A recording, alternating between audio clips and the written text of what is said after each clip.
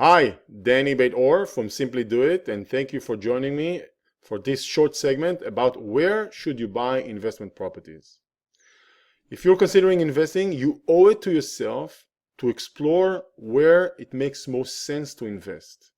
And then one of the biggest challenges I hear from investors is if I live in New York City or the San Francisco Bay Area or Seattle, Boston, and other areas around the country, investors automatically consider investing locally, which makes sense. But if you really think about it for a second, does it really make sense, numbers-wise? I think that you owe it to yourself to explore other parts of the country as places to invest. The main reasons the numbers may, and many times are, much, much better. I mean numbers by returns. I used to live up in Silicon Valley for 10 years. I live now in Southern California. So I've been in California resident for about 12 years now. I've never purchased a property in California. I've been purchasing properties for many years in multiple states, rentals and flips. And the reason I go out of state is because I want to live here in the beautiful state of California, not too far from the ocean, those really nice places. But real estate in most parts of California is very expensive. And the numbers, the rents, the returns are much lower than I can get in other parts of the country. I owe it to myself. I work hard for my money, and I owe it to myself and to my family to invest that money wisely and to maximize my returns. And for that reason, myself and the investors we work with, we go and invest in other parts of the country.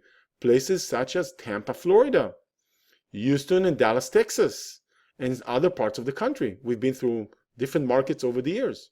The reason we go to those areas are very simple. Relatively, property is cheap. $150,000 home, a nice home, $100,000, $200,000, and we rent it for about 1% per month. That makes sense. Plus, many of those markets are on a growth pattern in terms of populations and jobs. And when I say growth pattern, that means past and future. I want to be in those areas. So for me, as an investor, I owe to explore where would I maximize my returns. Now, one of my investors told me that about 3 years ago, when just before he started working with us, he told me that he asked himself the following question, and he lives in Oakland, California. He said, if I didn't live in Oakland, California, let's say he would have lived in Austin, Texas, would I consider investing in Oakland, California? And he said the answer was very clear when he asked that real question, and he did. He says, of course not. He says the same way that I live today in Oakland, California, and I'm not even considering investing in New York City. It just doesn't make sense to me, numbers-wise. So as an investor, you should be asking yourself, should I invest locally or in a different part of the country? And let me tell you in a very quick sentence, without going into all the details, we've been doing it for so many years. We've really, eliminated all the kinks in the system to allow investors to safely invest remotely in other parts of the country.